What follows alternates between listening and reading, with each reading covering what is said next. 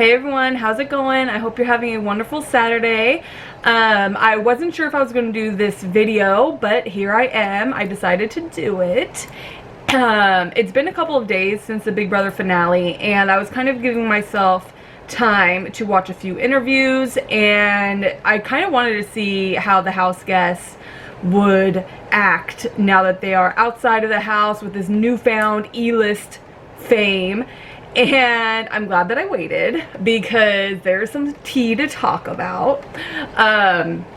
Anyways, let's just hop on into it. My thoughts on the finale were this. I loved how it ended.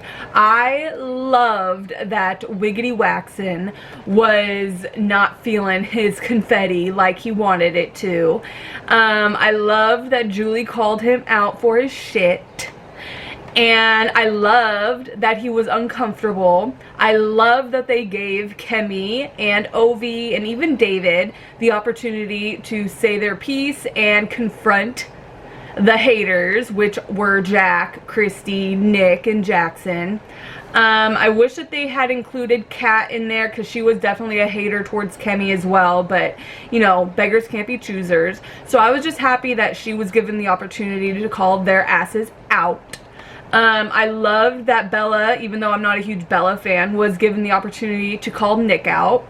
And I loved even more the fact that Sam didn't get the opportunity to say shit. I know that he was really pissed off about that in his after interviews or after show interviews, whatever they're called. Oof, gosh, you guys, this hair.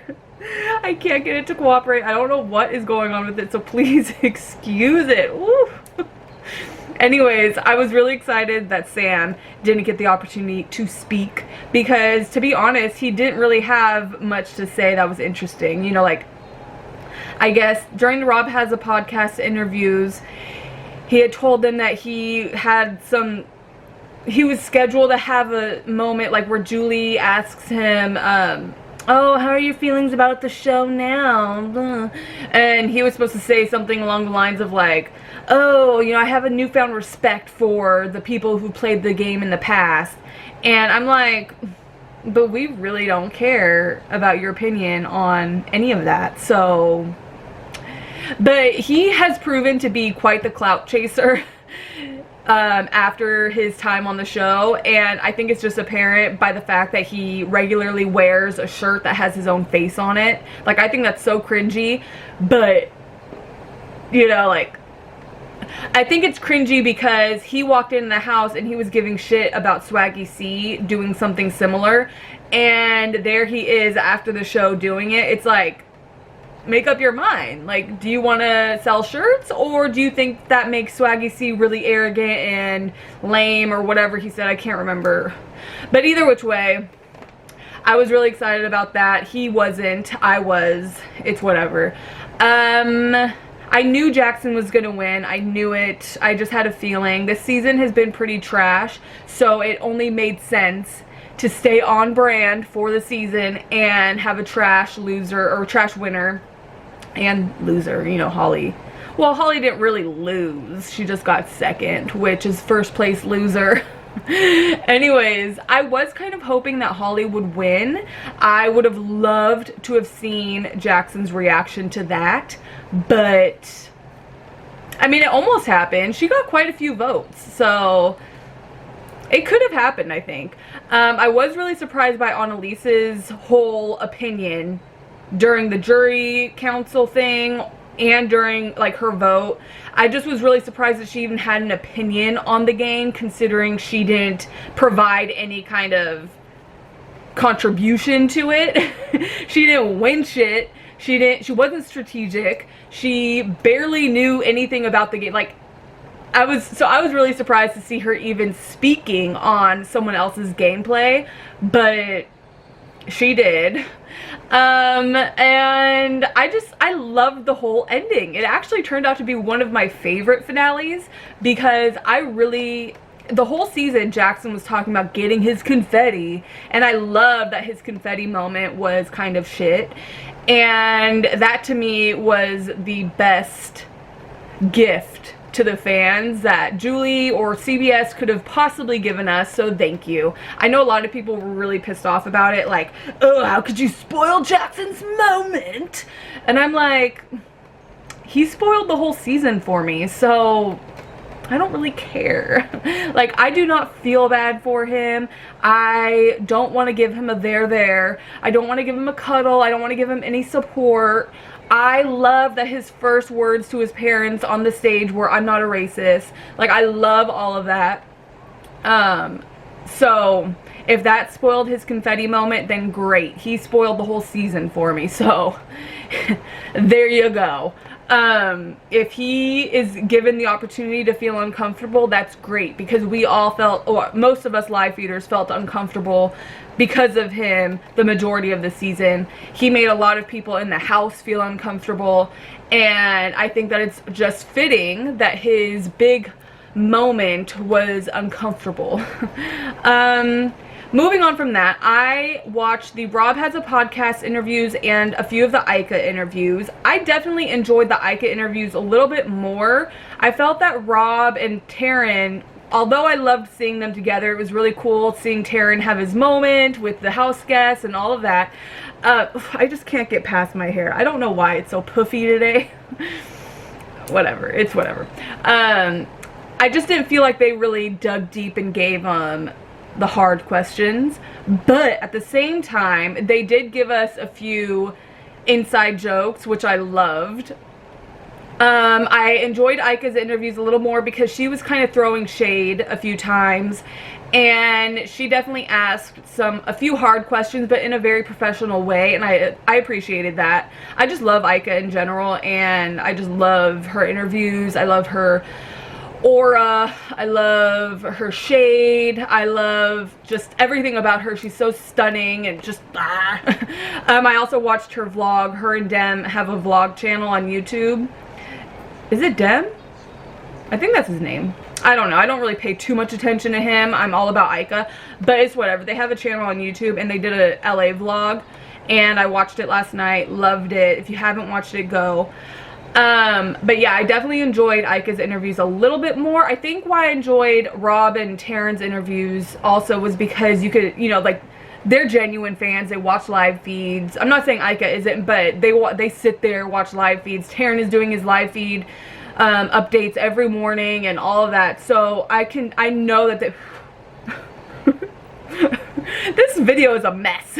I know that they really enjoyed themselves and their opportunity and all of that, so I love that for them. I think that Taryn and Nicole need to become an item. I just think that they are so cute together, and there's that damn fuzz. It flew in my face. Get away. I think that they are so cute together, and I would love to see them together. However, at the same time, I love that Nicole has all these suitors, and she's just an independent woman, so you go, girl. If you guys didn't know, Nicole does have an Instagram now. Holly made it for her, I guess. Holly has to take credit for everything. Holly says that she made it for her, and it's at Strong Island Nicole. I already went and followed her, obviously. And she literally went from having 0 followers to like 72,000 in a matter of 24 hours. The growth is crazy, but that is amazing. Like, Homegirl had over 1 million votes for America's Favorite House Guest, and I knew she would. That was another thing I loved. I loved that Cliff, you could see the smugness on his face when Julie said that it was him, Tommy, and Nicole in the top 3. He thought he had that in the bag. And when they called Nicole's name, you could just tell that he was like, oh, okay, I guess my antics all summer didn't really work. So that was another favorite moment of mine. Sorry, Amelia's right there. She's probably going to start acting crazy, so we need to give her a few minutes. Moving on from all of that, like I said, I loved that Nicole won America's Favorite House Guest. I don't know a more deserving person in the most recent seasons to win. She was so kind, forgiving, understanding, never problematic. She never once went off on anyone except for, of course, that one time when it was absolutely necessary. Personally, I would have been going off on those damn house guests all summer long, so I love that she only had one little moment because I felt like they all deserved several. And she was just the best option for America's Favorite House Guest, and I'm so glad that she won. Moving on from all that, all of the house guests are currently in Las Vegas, which I think is kind of stupid, like lame. You know, if it were me, I definitely wouldn't want to be partying with these weirdos. But that's just because I'm antisocial and I hate everyone, and you know, like, I've spent all summer with them. They probably prevented me from winning $500,000. They talked a lot of shit about me. They voted me out. Like, why would I want to go party with them? I'd rather go to Disney World with Amelia and Sparrow, but that's just me. Nicole, however, did not go to Las Vegas with them all, and I love that about her. I love that she was like, you know what, F everyone. I'm gonna go with my family. And that's that. Cliff didn't end up going because he's a family man. He's, what, 54, whatever. Sam ended up going, and I was talking about this last night on my TVCO live. Farmer doesn't understand why I was kind of like, oh. But Fonda and I, we understand each other. I didn't really understand why Sam was going. I felt like he's, what, like 36 or something? 34? I don't know how old he is. And personally, I'm 29. I don't really want to go partying with 22 and 23, 24-year-olds. I have a whole family. If I am going to, I'm definitely bringing Sparrow. And Sam just went by himself, like, without his wife. It was weird to me. Like, I just did it.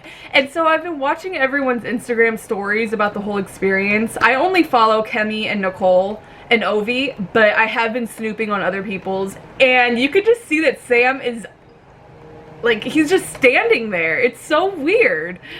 I don't know. The whole experience was weird. Like, the whole moment is weird to me. Like,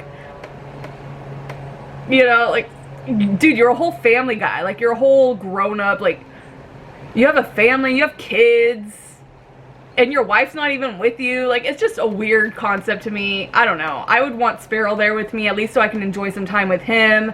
And of course Sam was wearing his face shirt, which is so cringy. But oh, here she comes. But last night David on his Instagram kind of blew up a little moment, and I want your guys' opinions on this. So he shared on his Instagram stories Kemi and Bella having an argument. I want to know if you guys saw it. It's all over Twitter. I think it's still up on his Instagram. I'm not sure, but it's definitely on Twitter. I don't understand, like, where this even came from. But we were literally friends because we had a final two. The minute you were running around like a fucking cat. Okay, well, I don't know the game. That's really not my fault. Okay, we were literally best. but you fucked me. No, Do you guys think it was staged? Because initially I didn't. Initially I was like, oh yeah, they're really having a conversation. Well, it was kind of like a blow up fight clip. It's only like 10 seconds long, but you could hear Bella go, I don't know anything about the game. Is that my fault? And then Kemi's like, you fucked me. And then Bella starts laughing, which we know it's common for her to laugh during an argument because she laughed a lot during the Nicole thing. So that isn't what is catching my attention about it being staged. Why I think it's staged is because they were in Orlando, Florida together for some reality show thing.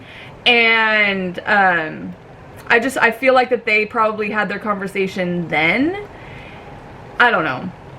I guess this could have been another conversation, but it just seemed really weird, seemed a little awkward, and just, but then at the same time, Kemi doesn't come across to me as the kind of girl that's like that would be into staging things. So I don't know, but they were partying the rest of the night together. Kemi now follows Bella on Instagram. So it could have just been all a big ruse. They could have all been playing us the whole summer with the whole we're not friends and all that. They could have already squashed things but let it draw out for attention. Who knows? I want your guys' opinion in the comment section. I did see Annalise partying with them, but none of the other Grateful members were really partying with Nick wasn't partying with Bella. He was along with Kat, Holly, Jackson, and Jack. The only one of that crew, so it was Jack, Jackson, Holly, Kat, Nick. Who else am I missing? Christy and Tommy on one end. And Annalise was over there too, but Annalise would come over to the other side. The other side was Ovi, David, Hannah, Ovi's girlfriend, Kemi, Bella, Sam, and I'm sure someone else that I'm forgetting, but those are the 6, and then Annalise would come. She was there a few times. So there was like 2 separate groups. They didn't really coincide. They didn't really mingle. If they did, it definitely wasn't on anyone's Instagram. I know Elena from Big Brother 18 or 19 was with the Bella side. I know Casey from last season was kind of with both teams. Swaggy C and Bailey were with the Kemi and Bella area. Who else? Caitlin was there, but she was kind of co-mingling also. It was a whole kind of cluster. And however, the side that I would have definitely wanted to be on was the Bella and Kemi side. Even though I can't stand Bella and Sam, I would have rather been on that end because they looked like they had a damn good time. The other end kind of, I don't know, I wouldn't want to be around Jack or Jackson. So there's that. And I feel like Christy would be crying everywhere, and Tommy would be jumping all the way like in the splits, and just a mess. Anyways, let me know what you guys thought about the whole season finale and the interviews. If you guys were following along on the Vegas journey. I'm pretty sure everyone is going home tomorrow, so there's probably going to be some more drama tonight. Who knows, the 2 groups might co-mingle tonight. I don't know, but they didn't commingle last night, so it was kind of divided. Let me know in the comment section what you guys think. I gotta get this girl for a nap. I will see you guys in my next video. On tomorrow, I'm going to be going live on the TVCO app, and we're going to be doing a cook with me. I think I'm going to cook some salmon and something else. I don't know. So I think my Sunday TVCOs are going to be cook with me's. Each episode or each live is going to be something different. So make sure you're following me on there at Honestly Honecker. And then on Wednesday, I'm going to try to go live every Wednesday on TVCO for a watch with me for Survivor. And then on Thursday, we're going to be doing the challenge chat on TVCO. I am going to be covering Survivor and the challenge on here on YouTube. So I'm going to start my Survivor videos on Thursday, and then I'm going to have the challenge videos probably up Thursday night or Fridays. I don't know.